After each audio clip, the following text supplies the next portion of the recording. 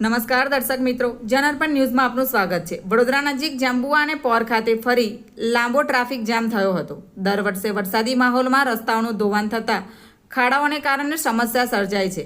બીજી તરફ જાંબુઆ બ્રિજની કામગીરી પણ પૂર્ણ કરવામાં આવી નથી, જેના કારણે કલાકો સુધી ટ્રાફિક જામ થઈ રહ્યો છે।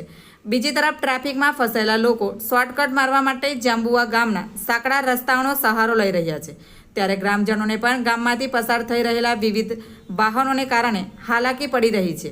જ્યારે કામ ધંધે જઈ રહેલા લોકો ટ્રાફિક જામમાં ફસાતા તંત્રને જવાબદાર ઠેરવી આક્રોશ વ્યક્ત કર્યો હતો। Bureau report, Janarpan news. આવા જ નવા સમાચાર જોવા માટે જોડાઈને રહો જનઅર્પણ ન્યૂઝ સાથે। અમારી ચેનલ લાઇક કરો, શેર કરો, સબસ્ક્રાઇબ કરો। ધન્યવાદ।